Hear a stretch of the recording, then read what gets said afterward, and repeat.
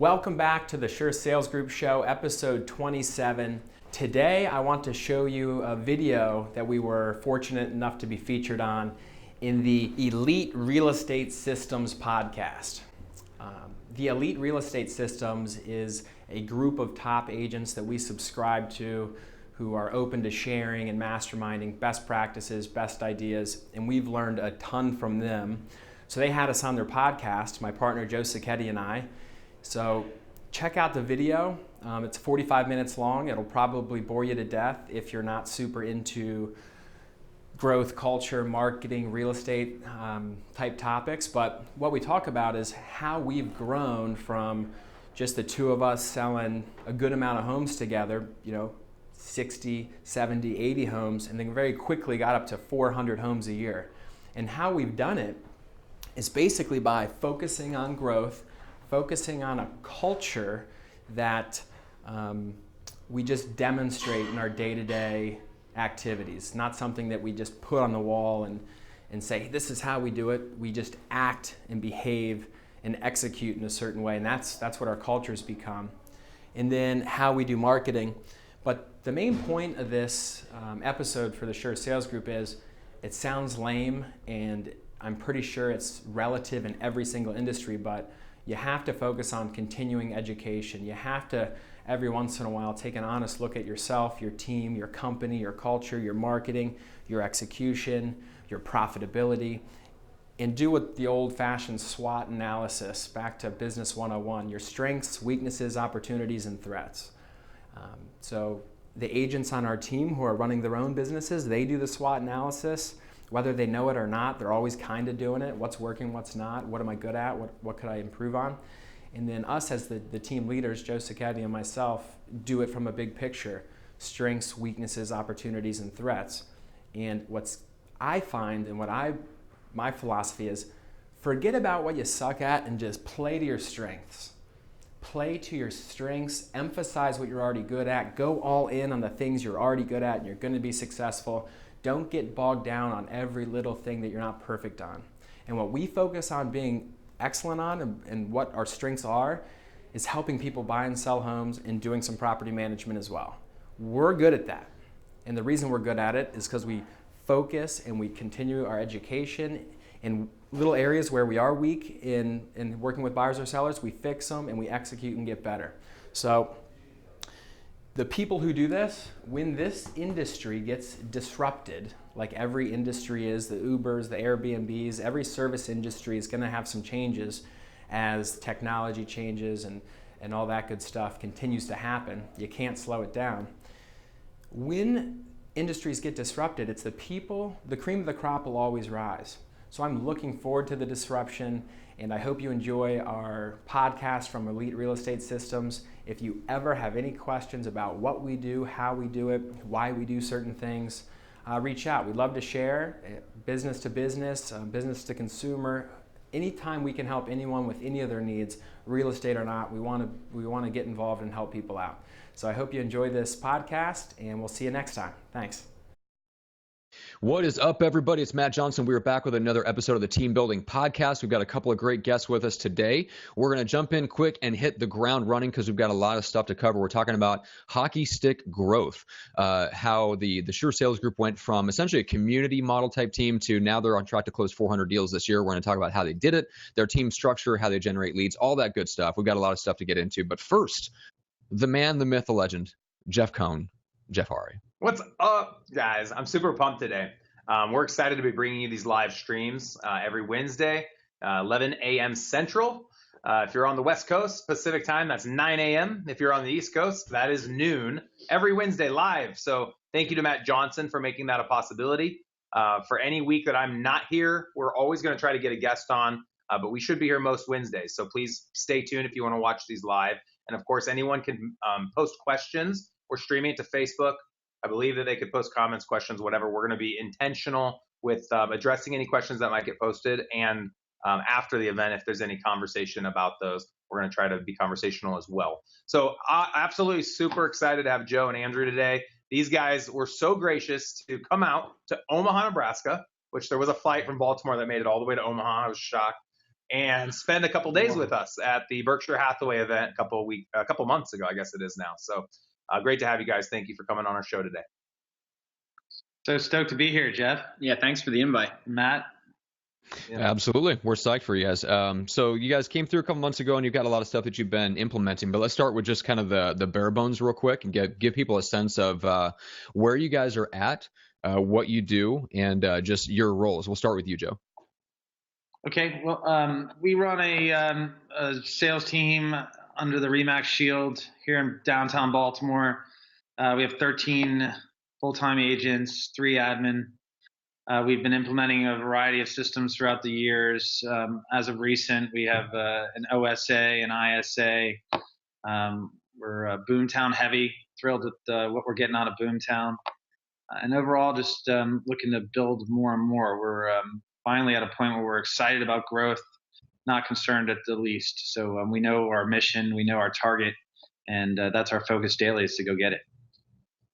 Cool. And Andrew, what about a little bit about your role?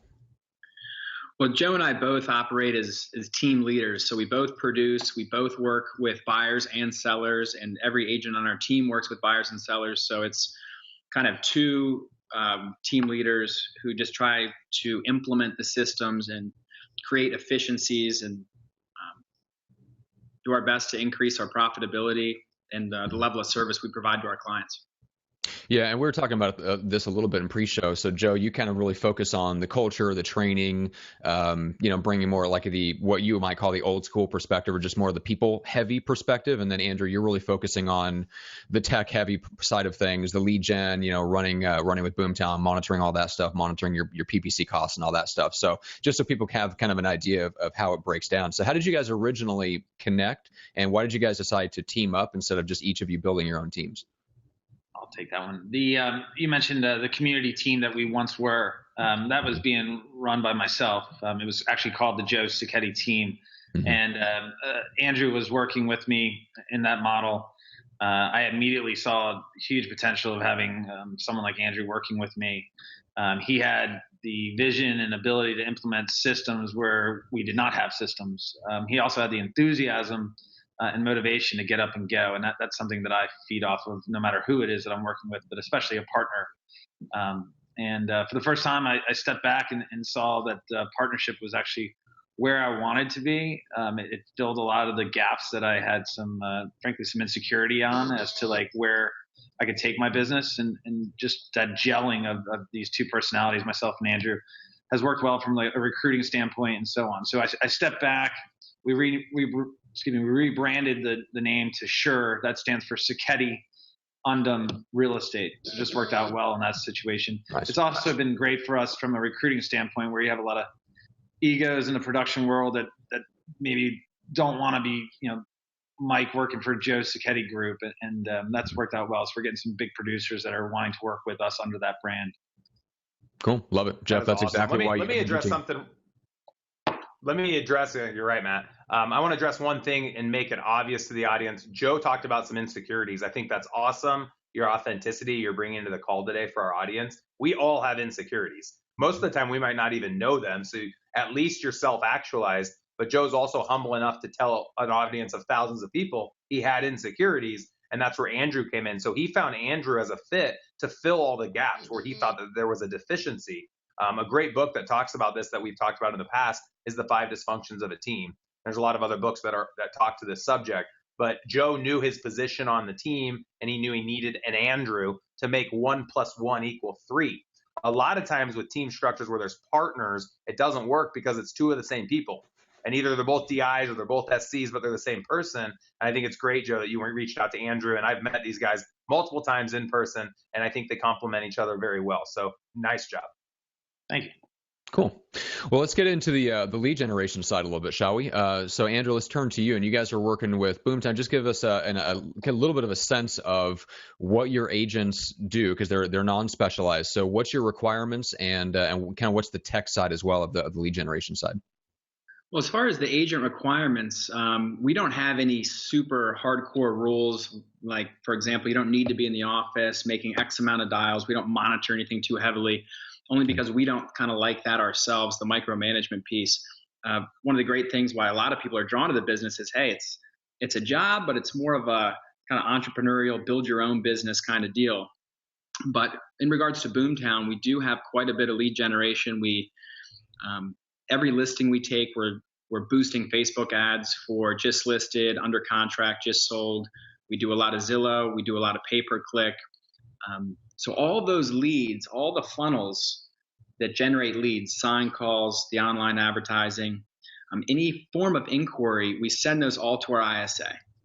That's a new position for us that we developed about a year ago.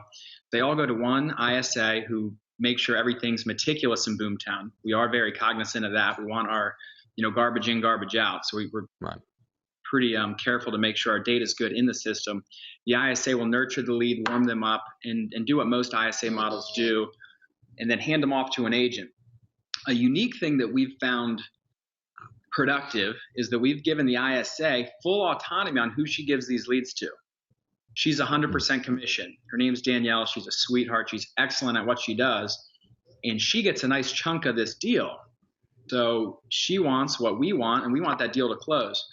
So she has full autonomy. So if you're one of the agents who is not super pumped up and excited to attack that lead, give her the follow-up, get them indoors or schedule that appointment, she might not give them to you. And then from there, we do have weekly sales meetings and one-on-ones. So if anything's getting too off track, we'll know pretty quickly. And, we want everyone to make money, and we want everyone to be a producer and be happy. And it's hard to be happy in this business if you're broke. You say that again. It's no fun. It's no fun if the culture's there and no one's making money. I tell my team that all the time. Indeed. Yep. So, yeah, that's really awesome. interesting. There was giving your ISA full autonomy over who they send the leads to. Jeff, I don't know that I've run across any other team that does that. There's usually some kind of pre-existing structure set up, but that makes total sense. And it reminds me of, there's a great book called Managing the Professional Service, where they talk about, the author, David Maister, talks about how the person that hands out the assignments is really the person that runs your firm, because they're the ones that determine who gets assigned to which project, and that is what determines the entire course. And he was putting it in the context of consulting firms, but it's absolutely true. So you can run it off of a round robin, you can run it off of dedicated days like you guys do, but that's a really interesting model. Jeff, is that something that could potentially scale out to a team your size? I think it's the best model. Okay. The challenge is that there are some dysfunctions that can take place that need to be managed. One is, I've seen that lead person assigning leads to the agents they become friends with more often than the other agents. So if there's ever issues, interpersonal relationships in the office, you'll see that there could be dysfunctions there, or even creating the like somebody that's not friends with that internal sales agent. They might have the perception that they're not getting leads because they're not friends with them, even though that's not the case. I know Boomtown rolled out something within their CRM where you could identify certain areas geographically and demographics like price point, and then all the leads would automatically go to people that fit whatever geographical or price point you could say each agent specializes in. Some words of caution is, I don't want to pigeonhole agents, and I don't know that they're doing that for your sake, but for my team, I didn't want to pigeonhole an agent to say they're condo agents, so now all they're getting is condo leads. I've tried to allow them to become very well-rounded, and then they can generate the type of leads that they want to generate for their own business. But I absolutely love it, and I do think it's the best. If your focus is lead conversion, which it should be all of our focus, I think doing it the way you guys are doing it makes perfect sense. So I think the person that does assign those leads needs to really understand each agent, as I'm sure your person does. Maybe even have a weekly or monthly review with them to ask if the leads are the right fit that they're sending over. And, I have a virtual assistant that's doing something similar, where they're diving into our Omaha's Elite bucket of, we have like 20,000 leads, and then they choose who gets the lead. And we're doing a similar thing where she's choosing based on what other transactions that agent has done in the location. And it's similar to like a relocation. When relocation across the country assigns a lead to a real estate brokerage, they want that to get assigned to another agent that sold a house in the same neighborhood or has helped a buyer in the same neighborhood. And that's how they're making that selection process. Jeff, you bring up the similarity to relocation. What we find that's quite effective, much like relocation, as we've all worked with Relo, is they'll call, if not require, that you send in perhaps weekly updates. We need to manage that ISA relationship with the agent. So I think where you could fail, like you're saying, there's some areas that you could fail, pigeonholing, of course, but where you could fail is missing the management token of the ISA to your agents. So what we've recognized is that we have an operations director who jumps in with us, and he'll manage the lead gen from the ISA to the agent on a weekly basis. Like, hey, Danielle, you sent these leads to Sean. Let's sit down with Sean and Danielle and see where that lead is today. It's a bit of a taxing process, but ultimately it works itself out to, for one, make sure that the agent is accountable that's receiving these leads. These leads were procured by the team. If they're not going to take them, we need to feed them to someone else. And certainly Danielle needs to know, because as an ISA, she's only getting paid if that lead leads into a settlement. Converts. Converts. Yeah. It's interesting because we give all these leads, all these teams give these leads out, and we just assume the agents are going to love these leads and work them. But we know in actuality, agents cherry pick leads. So they're not taking every lead and working it the way they're supposed to work it. They're working the leads they want to work the way they're supposed to work it. And we assume they're working all of them. I know they're not. I've done this long enough. So any team leader new to this, they're not working all the leads the way you want them to work them. They're working the leads they want the way you want them to work them. So how do you then take the leads away that they're not going to give attention to and assign them to somebody else that's actually going to work it the way you'd want them to work it? That's the true dysfunction. I think you addressed it. You're meeting weekly with the agents. Someone's meeting weekly. And if they're not treating the lead the way that you expect them to treat it, which shows they're not interested in that lead, it needs to be taken away and given to somebody else. And so what we've done is we take it away and put it into an Omaha's Elite bucket where we then make it available to everyone if an agent disrespects that lead, and then the agent doesn't get a lead day the following month if they didn't show us that they're going to treat all the leads the same way. So, Andrew, you were going to say something. Sorry to cut you off. Yeah, no problem. It was, you mentioned the relationships, being friends with the ISA, or how there can be some dysfunctions. In any format, there's going to be dysfunctions that you need to manage too. But ironically, on our team, our ISA, who's the gatekeeper for all the leads, is in an intimate relationship with an agent on our team. So I just thought that was unique. Oh, her boyfriend. That's hilarious. And he complains. I think he might get less than he deserves sometimes because he has to live with her. But, I hope so. But you mentioned what happens I'm when in they the don't. same. So what happens when they don't work the leads is when we have these weekly meetings, we say, hey, how's it going with X? And if it's not going well, the ISA is still in touch with that person because they've nurtured the relationship. And we've had instances where the ISA will take the lead and give it to someone else because the original agent maybe dropped the ball, didn't follow through, lost a bit of trust, any number of things, didn't show up on time. And we revived it and closed it. So it's key to stay on top of that. And a new little tweak we're doing is we're creating a bucket, kind of like you guys have the Omaha's Elite bucket that thing can go to everybody. We have a third admin who's our OSA rather. He's going to start mojo dialing the old archived lost leads, because once you start getting 400, 500 a month, the original ISA is packed, and some of these old ones, there's gold in there. We all do. So we're going to start dialing those too. Yep. That's awesome. Hey, really quick to address it. Not everyone knows, and it gets confusing. ISA is internal sales agent. OSA is outbound sales agent. VA is virtual assistant. So just to allow the audience to know kind of what those buzzwords are. So one of the things, to Andrew's point you just made, and I think it's fascinating, you're having them go back through and sift through, be sure you have a CRM like we both get to enjoy Boomtown that lets you know when someone bubbles back up in any category. So what's great about archive and trash inside of Boomtown is if someone has been off the site for 3 years and comes back, it'll give you a little alert that says, hey, this person just came back.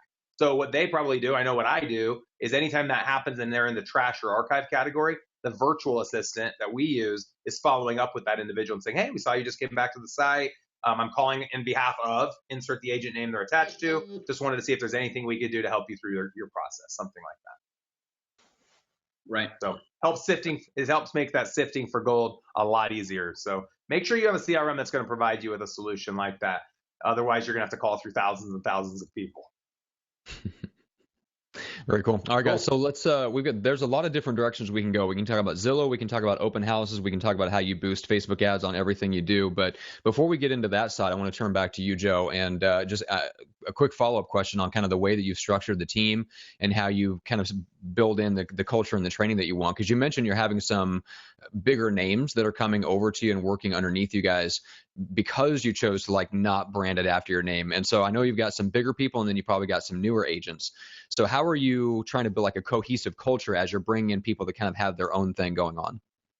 Well, it's nothing's easy, I guess, but it's been easy to approach some of the agents that I consider to be, use the term bigger, some heavier producers that have been carrying on in the industry by themselves. It's easy for me to talk to them because I do recognize a lot of what they're going through as to where the gaps are, as to like lead gen, CRM. So many of us in the industry are flowing big with, making some good sales and just still coming home to no systems. So, the idea of going to a big agent who's producing well consistently over the years and saying, hey, this is just a platform for you. It's a great culture. We have a lot of good times. But it's a platform to just build your brand within our brand. And that's where that namesake of, calling ourselves Sure Group versus Sacchetti or Undem has worked well, because I do feel that, myself included, if I was to be approached by someone that said, hey, come work for, Andrew Undem team, I would probably have some hesitations at a certain point in my career. That doesn't mean the freshman Joe Sacchetti would have any problem working for the Jeff Cohn Group, but certainly after, 8 to 10 years of slinging houses and wanting my own name recognition, it's hard to then gel it into someone else's name. So the ego itself I can approach well because I can relate. And then from the idea of just saying, I know what you're missing in your business and we actually have it. And we're going to give it to you at a very affordable price at the end of the day when you start to look at what we are giving to what you're earning to then how many systems you have to go enjoy life, build more business. These are really cliche lines from a team to an agent, but to actually be able to deliver now is the major difference as to where I'm seeing my team, our team working to the old conversations that I would have had 5 years ago. I can actually sit down with an agent of high production and say, what are you missing? Okay, check, we have it, we have it, we have it. And then furthermore, if they want it, I know that we can build that system quickly for them, where days of old, I'd have to, figure out where to start. Do we even have a CRM that's compatible for what this agent's going to bring in? We have admin support now, et cetera. So that's just the huge difference between a team of our structure and size coming to a high producing agent who's out there by themselves, or perhaps already with an assistant or a one-man shop with a buyer's agent, et cetera. Like we're able to acquire that kind of agent at a very good level where we're doing well for ourselves as a team, but also really impacting that agent to get to the next level of their industry. Sure. And their business. So if someone didn't making careers. Excuse me. If someone didn't pay attention to Joe's answer regarding recruiting higher level agents, rewind 5 minutes and listen to all of that one more time. This is probably the first time I had a guest speak the way you spoke, Joe, about this topic. So often team leaders' focus is to hire individual agents that become cogs in their wheel to make them rich. And the future is going to be team leaders that help bring on other agents to help build their business, to help them become rich. And in doing so, it will elevate that team lead. You're running your team like a brokerage, and that's the future. And that's everything I believe in, everything I've been pushing is helping other people be successful. And when that becomes your focus, all you worry about is the value you can offer that agent, that team leader. And you start thinking about, how do I help them build a bigger business? And by doing so, it's going to help your team grow that much faster. That's fascinating. Great answer. Keep on doing it. That's awesome. We believe on retention. We can go on in this direction for miles of conversation, but retention is the key to being successful when you're recruiting. Too many of these brokerages and brands out there are just bleeding you dry as an agent. And you might last year, 1 year, two, and then you start looking at the books and saying, I'm not making any real money. I'm not building my business. And where does that team or that brokerage go after they lose somebody after year two? We're trying to build career-minded people inside of our brand. Yeah. It's happening the other way too. So there's a brokerage that will just gouge you and take half. Then there's a brokerage that'll give it all away and give no value. And you guys are meeting in the middle. You're saying, hey, we have to make money if we're going to help you build your business, but we're going to offer the value so it's worth it. And it's the same conversation we have with sellers about commission. I might not list it for a $2,000 flat fee. I'm also not going to charge you 8%. We're going to meet somewhere in the middle, but let me show you the value I offer to help you net more than listing with anybody else. It's the same conversation. And I think there's a lot of team leaders out there that want to build teams like yours or like mine, but don't have the value yet. And that's the whole reason of listening to these podcasts and coming up with ideas of ways you provide value, which brings me into a culture question. You guys talked about systems and implementation and how you've kind of gotten to that point of clarity where now it's just a matter of time before you continue to perform at a higher level and bringing on higher level agents. Where from a culture standpoint, Joe, do you feel like you shine? What are some unique elements of your team being a part of your team? You said, if you're recruiting someone, you guys have fun. What are you doing? What's different? The camaraderie is fantastic. I couldn't have expected something better than what we have in regards to just team gatherings. The weekly meeting has been giant for us. We do, I think you do something similar in regards to like just watching each other's production, rooting ourselves on. That weekly meeting and having a scoreboard, it can be used in a variety of ways. It's certainly not meant to shame you. It's meant to boost you up and to support those and see who's doing well and perhaps lean on he or she and try to go from there. But to really get down to it, I think where we make our biggest impression with the agent is that we have been and are in their shoes constantly every day. We are not a team leader structure where you don't see us. We recruited a major player in the industry recently, and he mentioned to us that he never saw his team leaders. And I was just fascinated because I can guarantee you when you come to our office, who you will see will be myself and Andrew. The lights are on because we put them on. The lights are off because we turn them off. That's just the way I think you build some recognition within your team. And then from there becomes culture. It's like, this is a culture where people work hard. We don't try to like shame our competitors by any means, but we do recognize that we're out there working. And if somebody wants to hire the guy who's working the hardest and the best, they're going to hire us. And that's just because they learn it from their team leaders. And we frankly learn it from our agents too. I mean, we're just amazed. We have a new person that we hired. She's like brand new to the industry. She's not intimidated at all. She's picking up, rentals. That's awesome. She's doing every open house. That kind of culture is important because we celebrate it. So to answer your question, yeah, we're doing the happy hours and all that jazz that everybody does, but we'll really get down to like building a business is we support and we celebrate the wins together. We're doing we just are looking into a trip to Brooklyn to do a annual calendar event of where we plan our meetings for the next year. Stuff like that we're always going to be doing, but I think where we differ is we really just again celebrate the wins together. The one thing I want to say on the culture too is the one thing on the culture, Jeff, is we don't define it and ram it down everyone's throat. It's not like here's our mission statement, memorize this, here's the vision, values, and all that's important and it's good. But it's just, it is what it is. We don't talk about it. We are about it. We show up at the meetings. Everyone knows, hey, your calendar's full this day. I'm going to come here and talk to you, but we're all going to be out there producing. And that in itself kind of has a spiraling energy that's positive.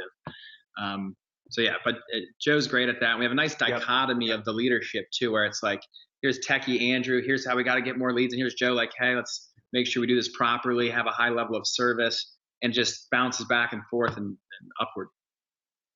Yeah, cool. That's awesome. One of the things I've seen with culture is it comes from leadership down. So you talked about camaraderie. Obviously, you two show support to one another. The team sees that. You show support to the team leaders, the admin, et cetera. And everybody treats each other with the level of respect and professionalism because of how they see you leading. And I hear a lot of agents say, oh, my culture's not very good. And, they get down about it.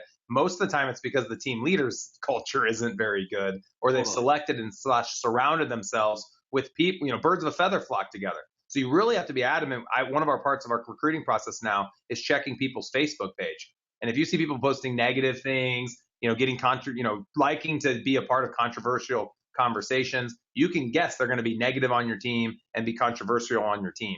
And so be very cognizant about who you choose to align your business with. One bad egg, one link, one weak link, the weakest link on the team is an extension of your entire team. So be cognizant of it. Obviously, you guys are. So that's awesome. One question I know our audience members are going to be listening or thinking about, because I talk a lot about Gary Keller's 7th level, where you can have the power to exit your day-to-day servicing of leads. And you guys pride yourselves on that. We've obviously already had some banter about this. What if a top level agent, maybe in their 40s or 50s, comes to you and says, hey, I've got a team of 2 or 3 people. We want to join you guys. We like your culture, but I want to stop selling. I want to be in a situation where I can stop selling because I want to enjoy my life more.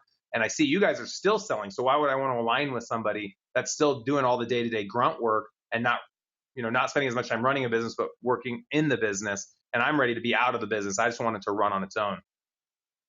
How do you address that?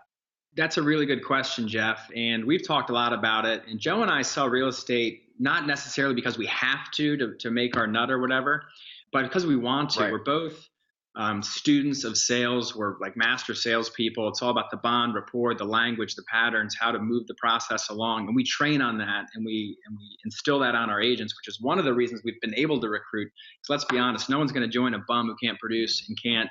Why would you ever want to work with someone you can't learn something from? So we're always Yep. I think we both enjoy the sales aspect of it, and that's why we clicked so well early on. But what I tell that older agent is, you don't have to. You can totally be a fit here as long as the numbers make sense. And there's a lot. Let's be honest, in this business, and you're getting 6% commissions on an average sales price of 300K, say it. I think ours is now a little bit higher. But that's 9 Gs. Can we figure out how to slice 9 Gs up on one deal? I think we can, because Joe and I aren't greedy. We Right. One of our famous lines in our camaraderie is, "Hey man, you're a lot cooler when you're making money," and the agents get a kick out I of love it. that. Oh, hey, Ryan had a big week. Isn't he a lot cooler now that he's making money? And it's a big fun thing. So, I like that. That is good. but as long as you're not really greedy and you're not set in your ways, and you're open to having a constructive conversation and look at all sides and seek to understand before you're understood, I think it's possible for anyone to come on and be a good fit as long as they're willing to gel with us too. It's got to be a two-way street. Sure. Cool. Cool. All right. Well, one thing I wanted to make sure that we got across before we close out is you guys had a really unique strategy for using your property management company to nurture leads. So I don't know who wants to take that, Joe or Andrew, but feel free to elaborate a little bit for the audience. I'll jump in. The management company began during the recession for me. Again, where I was running my own team under my own name, brand, where I did well during the recession because I just turned toward a different target audience, and that was the investor population. So I saw a lot of ability to acquire product cheap, went to my investor population that were heavy with cash. I was fortunate to have that community around me, and they just attacked the village. So while doing that, they would constantly say, "Hey Joe, we want some of your professionalism that's responsive to manage." And I think a lot of realtors hear this throughout their transactions with investors, and the first thing you do is you punt that off, right? Because you just don't really know how to handle that. And there's moments where I still don't know how to handle it, but management in itself has been wonderful, because I do realize from an investor standpoint, there's no real intimacy with an investor, right? So the person who brings that investor a deal tomorrow is probably going to be the person that's going to get them to the finish line. Here I am now in the recession, and I was young, getting married, and we were about to have babies and so on. So I needed to get that kind of like residual flat line, no peaks and valleys earnings. And I looked at management as a possibility of doing so with my core group of investors. From there, overnight, I acquired like 60 units to manage. It kept me in the know as to when they wanted to buy again. I was speaking to them every month about their investments. This is an interaction that most of us would yearn to have with our client pool, is to be able to actually interact with them every month. Now, mind you, a lot of the interaction with management is not always happy, friendly thoughts. There's some demons in there. So what we've done now is we've built the business up quite a bit. We've incorporated systems, and we've put that into a different category altogether of our business. But what's nice is that now, as our investors want to sell, want to buy, of course, we have that arm bringing it back to the real estate company. But from a management standpoint, we have a separate operations director, field manager, etc. What I will, warn anyone that wants to get into management is to just be on your A game. Legal counsel to support you. Be very careful that you could tarnish your own personal brand and your own financial livelihood. So, you got to be ready to pick up a lot of baloney calls and get things going. We're at a place now with management where it's been, again, something that I'm proud of, but there's been moments where I'm like, at any given time, I'm ready to burn this thing down. 3, 4, 5 years later, I'm like, this is a fantastic model. It gives us a residual turnover, 30 days. I'm getting a check every 30 days. And then as he or she who perhaps got a job elsewhere that can't sell their home right now for reasons of equity, they manage with us. We keep them in our circle. When the market turns for them every year or 2 years, we're talking to them about selling again. This is a great way to keep your pool of clientele intimate with you while making money. This is like, I'm not paying for a CRM. I'm getting paid to keep them in my pool. And then obviously when it's time to sell, what we're failing at from a management side, and that we're going to be doing a lot better with some new systems that we've incorporated, is that tenant pool that's in our database is not getting hit well enough by us. So we are stepping back, seeing where we are missing, where the loopholes are, and they're going to get more. Are you using Are you using viral marketing? We are not. What are you using? What are you using to stay in constant contact with your past clients, current clients, database, etc.? We pretty much use Boomtown for everything, and I know there's some serious value in viral. So just create a drip for your tenants. You could put all your tenants into a category in Boomtown, like name it tenants as like a seat in Boomtown, and then create a dripping. It'll take you guys half of a day that goes out once a month, and just is kind of like a newsletter for your tenants. Hey, if you're thinking of selling in the future, reach out to us. And I also wanted to ask, I've heard of landlords, because we have about 40 rentals ourselves that we own, and I've heard of landlords entering into agreements where whoever the property management company is, if the landlord is going to sell the rental, then the property management company gets the listing. So it's part of the agreement. I don't know if you guys have considered that or are doing that. Yep, we do that. Okay. And likewise, if the tenant buys that property, it's already set as to how the structure would be. And we do have the tags too. So perfect. Boomtown keeps getting better every year. And Jeff, you've been with them forever. Yeah. Oh, it's unbelievable. Leaps and bounds with the tags and the smart segments. So like Joe mentioned, we are going to try to get better with that. But we do have like the tenants tagged and location, what neighborhood, if there's some news they want to talk about. And then we use BombBomb, but we don't have a systemized viral systematic approach. Yeah, only because I don't think we use it yet. I don't think we're prepared to use it. We got some other big things we got to bite off first. What's nice about management is that's not. Go ahead. Something I hadn't thought of is every person that ever calls in, how many real estate teams get calls? Hey, I saw this house. Is it for rent? Every time we get that call, we should put them into Boomtown, put them in trash if we want, or in a category, tag them as a rental lead, and then that'll be a value add to landlords to say, hey, when you choose to put your property with me, I have this database of 7,000 people that over the last couple of years have reached out about renting property. So I never even thought about doing that. So that's interesting. That's a good one. Hey, two tactical things on that. Two quick, because this might be the value for people watching. If you're shying away from listing rentals, and I get it, maybe you get 1 month's rent, it's not a big payday. Not many people give a high level of service to rentals. They're not sending the professional photographer out and treating them like human beings like they should. If you do that, and we do it because we have to, because we have over 100 units in our management company, we get an ungodly amount of leads for rentals because no one's willing to service them at a high level, and we are kind of forced to. So that's step one. List some rentals, do it right. You'll get a ton of people that if you nurture and your team. You're saying list them to sell or list them to represent them to find a tenant? List them to rent. List them to find a tenant because no one's willing to do it. That will generate a ton of rental leads, and a lot of people don't want that, but we've had success there. And two, I had this thought in my head I want to come back to on the recruiting. Another tactical thing we've grown our team by is we've recruited serious talent with new home sales reps. Nice. They're everywhere. Awesome. I was a new home sales rep. That's how I got into the industry. And then a lot of guys I rub shoulders with at the industry are now on our team, and they're trained. They get real estate. They know how to sell. They're hungry. They're on commission. They know to work weekends and evenings. They're full-time open house people, essentially, is what they were doing. And they've been stuck in one house they've been stuck in one house their whole career. They're ready to go. Ready to go. That's a good idea.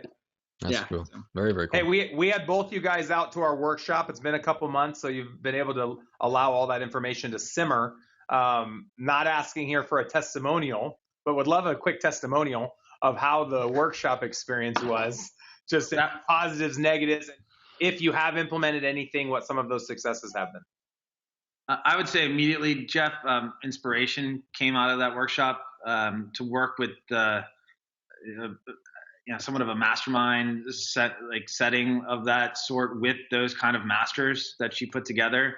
The very friendly approach. I've certainly been to numerous big convention centers where the guy's on stage with the headpiece, and that's cool too. A little bit of everything helps, but the intimacy, the level of just service that you offered and your team offered to us was fantastic. But the takeaway that I had there was there's some real professionals in the business, and I want to be considered one of those professionals. There was men and women at your forum that were extreme inspirations to me and the kind of people that I would be proud to be like. And, you yourself did a wonderful job with just directing as to how you do it. And that's all that was really that I took from there, is that sharing is cool. Like you were like, hey, open book, guys, this is what I do.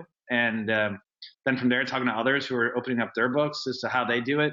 You just can't get that at those big convention centers. So I would, for one, recommend anyone to go, and also just wonder when you're going to do it again, because I'm there.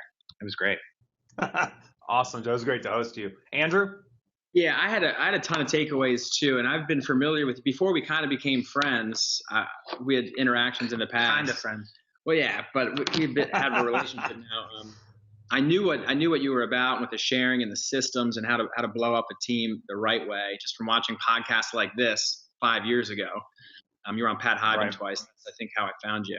But my big takeaways were, and Joe and I have talked about how well run it was, like to the point where the Yap app, amazing. Like the itinerary was set up so easy. It's not like you don't have to think about anything besides trying to improve yourself and your business. To the point where everyone gets tired at 3 p.m., so you had your assistant run out and bring everyone coffee. It's just like little things like that throughout were big. But the meat and potatoes of it, we're sitting in my house actually right now. In my whiteboard in my basement, I have a bunch of bullet points and checked off things we've implemented. One was like 1,000 calls a day. We've looked into them. We're still thinking about it. We're working that with our ISA. 2 is a separate lead bucket in Boomtown where some of the old archives are there and people can go in and dial. That's implemented. Your Craigslist guy, you showed us Albert, whatever his name is. You put a link up. We use him. We implemented that the next day. Oh, nice. We've implemented Next day. A lot of stuff was next day. A lot of the stuff we look at it, we talk about it, and Joe and I are, if it makes sense, it makes sense. We're just going to do it. And every step of the way, it was not someone saying, hey, pay me to coach you and get you inspired, which again, as Joe said, is important. It's cool. We love Tom Ferry. We love Brian Buffini. We've done it all. Right. But it was like, if you do this, you will see this result. Are you willing to do this? And that's the question that every agent has to look at the mirror and ask themselves. We all know what to do. Are you willing to do it? Do you want to do it? Do you have that vision? And are you intentional in your outcomes, which is a word you use a lot? Are you doing things intentionally? And if you're not, you're going to zigzag and get upset and be a pissed off, non-producing agent. But if you're intentional and you're committed, using systems that you teach, you'll be cool. You'll be cool and you'll make really money. Cool. Hey, Jeff, you're a lot cooler now that you're making more money, by the way. Thanks, Andrew. You too, brother. Right back at you. My wife, well, those are great testimonials, guys. Mm-hmm. Right? Very cool. She wants to be around you more. Well, hey, we have some awesome events coming up. The next one's this coming Monday, August 21st. If you can make it to that event, I'll give you 50% off and be impressed that you were able to book it last minute. The discount code for this upcoming event on August 21st for 50% off is literally 1/2 off, half off. You can register for upcoming events September 11th, and then I can't remember the October event, but all the dates and information about the workshop are on our website, jeffsworkshop.com, JEFFS workshop.com. These guys spoke about their experience. It's the same workshop that they went to that we're going to offer to you.